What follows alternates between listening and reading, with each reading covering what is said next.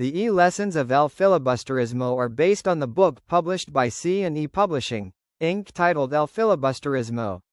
These e-lessons were specially created to make the study of the said literary work lively, interactive, and effective.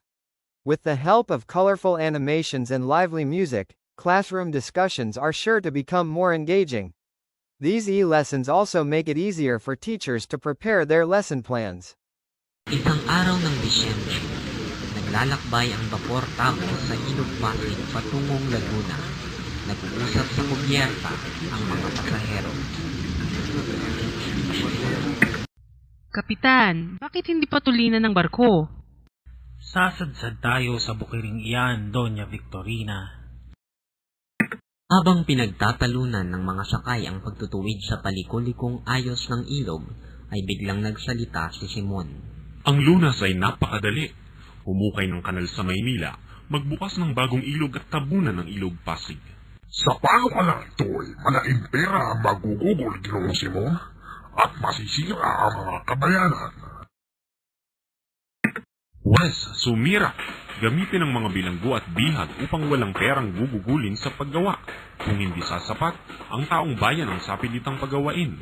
Sa ganyang paraan nayari ang malalaking piramide sa Ehipto, ang Lawang Miyares at ang Koliseo ng Roma. Ngunit maaaring magbunga yan ng paghihimagsik.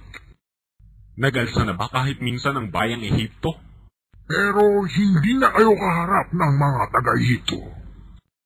Ang lupaing ito ay maraming beses nang naghimagsik dahil sa sapilitang paggawa. Ang mga pulong ito ay hindi na muling maghihimagsik. At kayo, Padre Salvi, anong silbi ninyong mga praile kung maghihimagsik ang bayan? At huwag kayong bumunggit ng mga pangangatwirang pawang katunggakan.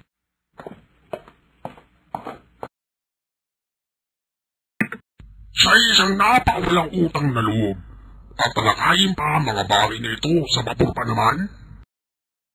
Nagharap na ako ng isang tunay na panukalang matipid at kapaki-pakinabang upang linisin ang mahabang wawa sa Laguna.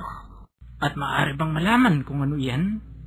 Pilitin ang lahat ng bayang magkakatabi na mag-alaga ng pato at ang mga hayop na ito sa pamamagitan ng panginay na susong maliliit ang magpapalalim ng wawa.